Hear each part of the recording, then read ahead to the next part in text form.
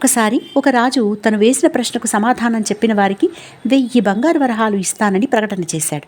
మరి ఆ ప్రశ్న ఏంటో వినండి. మహారాణి గారికి గుత్తి వంకాయ కూర తినాలనిపించింది. కూరలో మసాలా బాగా వెయ్యి, గుత్తి వంకాయ కూర ఘుమఘుమలాడుతూ ఉండాలి అని చెప్పింది. వంటవాడు మసాలా నూరుతున్నాడు. అప్పుడే వంటవాడి కూతురు లేచి ఏడుస్తుంది.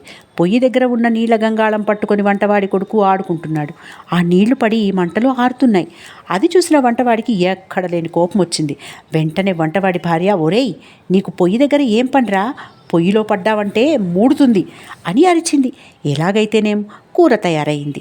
దాన్ని రుచి చూసిన మహారాణి వంటవాడికి పిలిచి కొన్ని బంగారు కాసులు బహుమానంగా ఇచ్చింది అని కథ ముగించిన రాజు, ఇప్పుడు చెప్పండి, వంటవాడికి రాణి ఎన్ని బంగారు కాసులు ఇచ్చింది?